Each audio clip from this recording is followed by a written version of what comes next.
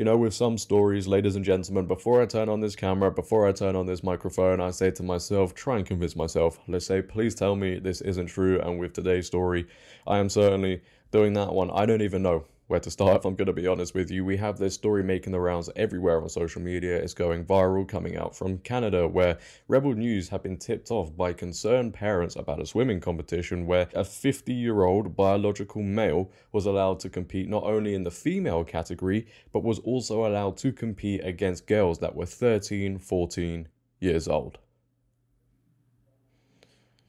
Mars kind of looks like a great place, right? Swim competition allows a 50-year-old biological male to swim with 13-year-old girls. The Markham Pan Am Centre just north of Toronto was the venue for the Richmond Hill Aquatic Centre's full classic swimming competition last weekend, and the classic Sesame Street song came to mind. One of these things is not like the others, one of these things does not belong. Namely, at one of the swim races on Friday, 10 competitors took part. 9 of the competitors had much in common. They were female and they were either 13 or 14 years of age. Alas, the 10th competitor was Nicholas J. Sapeda, aka Melody Wiseheart, a member of the Orangeville Otters Swim Club. That's right, somehow 13 and 14-year-old girls were swimming against a 50-year-old biological male. Unbelievable. At first, organisers actually denied that Nicholas/Melody swam at the event, even though we provided them with a copy of the Friday schedule that indicated otherwise. Eventually, the organisers relented and admitted that Nicholas/Melody did take part, but they didn't want to get into a debate about gender and age. Really, the entire competition was structured around gender and age. 10-year-old girls did not swim against, for example, 17-year-old males. We were also informed that no representatives from the swimming governing bodies Swim Ontario and Swim Canada were available to speak to us even after the event because they were too busy. Too bad. We wanted to know if Nicholas got to use the female changing room and bathroom. We're betting that he did. Yeah, you know, it's one thing to allow a man to compete against women in their sport and you bring in the whole changing room aspect with that as well, but it's a whole different ball game when you think about a 50-year-old biological male apparently competing against 13, 14-year-old girls, which is awful in itself. And then you also bring in the change room thought to that one. This has gone past the levels of insanity, right? And one thing I'm curious about is the parents at this event. Now, we don't have any video footage recorded by anybody, but potentially the parents that allowed this to happen and didn't say anything, they should just be ashamed of themselves, right? Because there is no way any of us would take our 13, 14-year-old daughter to a swimming competition and then see a 50-year-old biological male also competing and just say nothing. You know, I do understand seals like to be near water, but I didn't think the imitation of clapping away would reach this level. Absolute insanity, and questions need to be asked there. You know what I would love to see also? The justification from the Liberals and Progressives for this, because they'd have to sink lower than they already have. Now, Rebel News have done a 10-minute video on this whole story, which I'm sure some of you have already seen. They've posted it onto YouTube and we're going to be reacting to it in just a second. All credit goes to them for this story, for the whole video, obviously. And they turn up to this place where the event was held and they tried to investigate a little bit further what happened, what went down. Now, I'm going to leave a link to the whole video in the description for anybody that hasn't seen it and wants to watch it without my commentary involved. I'm not going to pause it too much because the video itself is already 10 minutes long and I don't want to keep you guys here for too long. But for this one, if you could, make sure to leave a like rating as it really helps out the video. If you're new, hit that subscribe button and turn on bell notifications so you never miss a video. Share this video, but nonetheless, ladies and gentlemen, let's just get into this one. So I could come to an event like this. I could say I identify as a 13-year-old girl and I swim with the 13-year-old girls. We base on Swimming Canada registration. So if the swimmer registered in Swimming Canada registration as a female, she will be eligible to come down to actually swim in this heat. What? David Menzies for Rebel News here in Markham, Ontario, and I'm at the Markham Pan Am Centre. This is host to a swimming competition. And here's the deal, folks. We were tipped off by some concerned parents that a travesty was occurring in the swimming pool. And to quote the old Sesame Street song, one of these things is not like the other. One of these things does not belong. Which is to say that all of the swimming races here at the Richmond Hill Aquatic Centre's Fall Classic, they are segregated by sex and age, except for one. On Friday, a race took place in which there were 10 participants. 9 of the participants were teenage girls. They were either 13 or 14, And one participant, if you can imagine, was a male, age 50. That's right, a 50-year-old male. That is insane. I don't even still at this point know what to really say. And even looking at those times right now of people finishing, he didn't even win. Competing against teenage girls. Now, the name of this person is Nicholas Sapita. He goes by his alias these days, and that would be Melody Wiseheart. And the very idea that a 50-year-old male is competing against teenage girls, it goes beyond parody. That's why my cameraman Efren and I have come to the Pan Am Center. We want to find out why this travesty is being allowed. What does the Richmond Hill Aquatic Center have to say about it? What does the governing body, Swim Ontario, have to say about this? And even Nicholas's own club, the Orangeville Otters. We're going to go in, try to find out if we can find anyone in charge to explain how this latest slice of transanity in the pool is being allowed in the first place. And we're just doing a report on the competition, and we understand from concerned parents. Oh, okay. I don't know exactly what's the purpose of this. That's why I'm trying. I'll tell you, sir, we were tipped off by concerned parents of swimmers that a 50-year-old man got to compete against teenage girls at a Friday event. We're just wondering, how does a 50-year-old male get to compete with teenage girls? Well, it's not actually, I don't think that it happened because I'm actually the competition coordinator for this meet. I do not recall there's a 50-year-old man swimming in here on the Friday competing with little kids. The registration of a swimmer, it's based He's on the Swimming sheet, Ontario, right? Swimming Canada system. Okay. So when we actually run the meet, we're validating the registration of the swimmer, making sure that they're registered, and also their time for the swim. Okay. So what happened is that when we accept those swim entries, that's what we do. It's all going through a system running by Swimming Canada. So what happened is that, yes, it's my mistake. We did actually, indeed, there was someone actually swimming on that. Okay. However, that would be Melody, right? Well, I don't know exactly because I wasn't present. So there's no name on that list? Yes, there's a name in here. That's why I'm so saying he was I'm competing validating then. whatever the sheet that you have is correct. Okay. However, the meet was open age sections. So what happened is that session is actually allow any age swimmer. I don't get into with me on age because it's all based on what Swimming Canada's registration.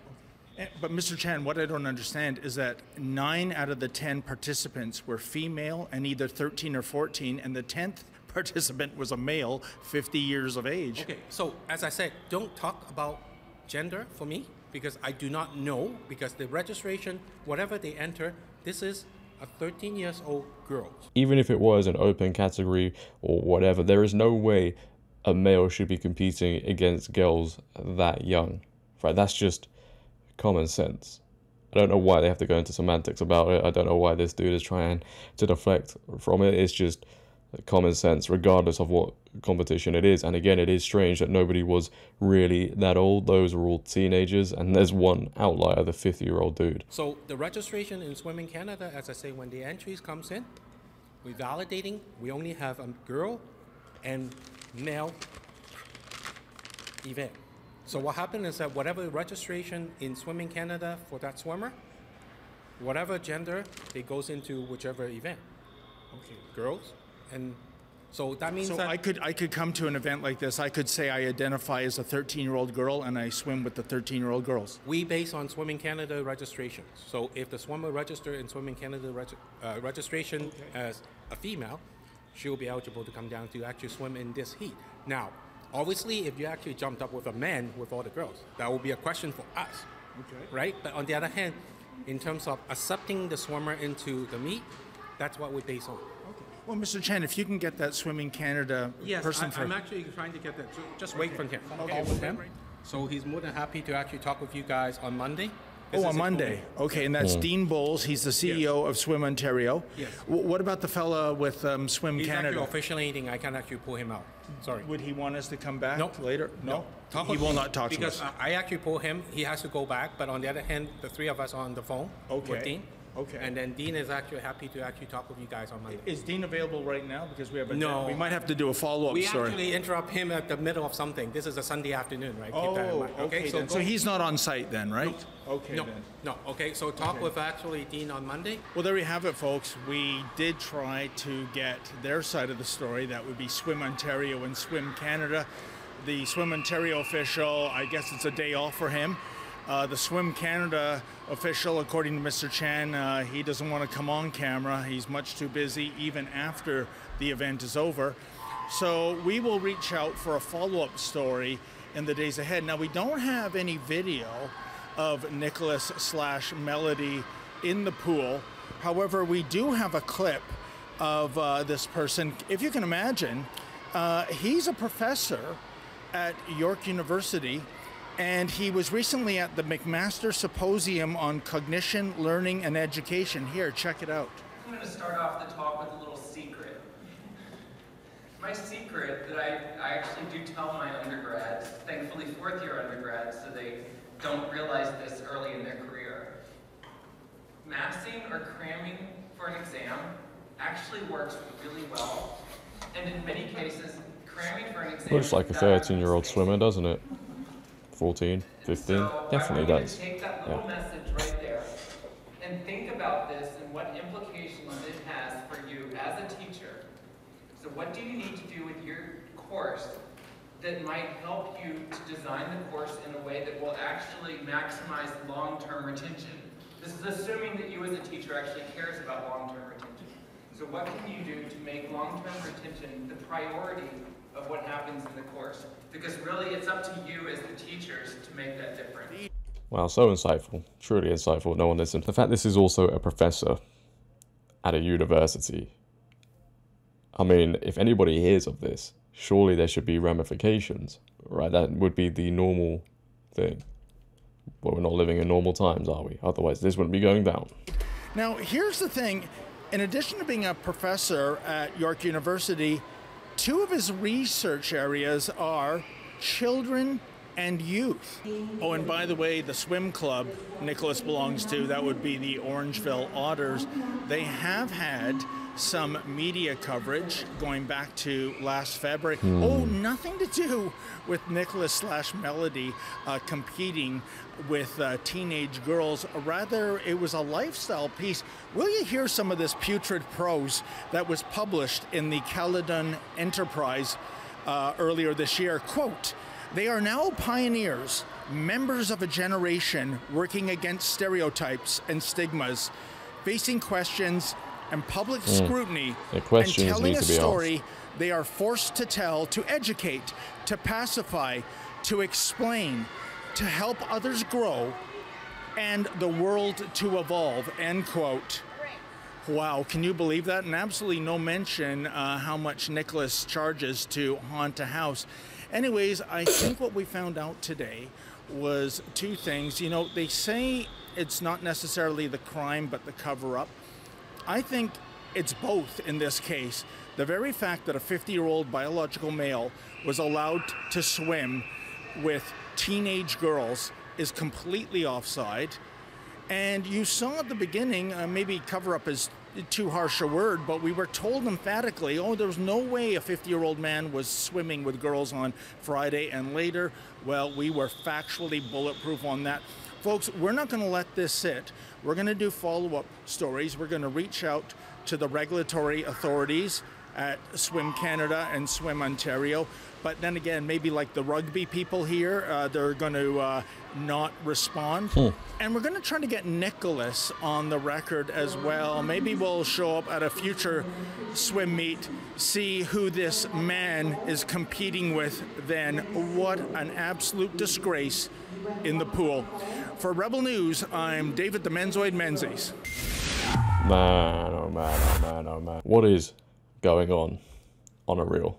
You know, I don't have any words for this. As I said earlier, this is way past insanity, but it does seem like, again, you know, this 50-year-old biological male was allowed to compete against these girls who were as young as 13.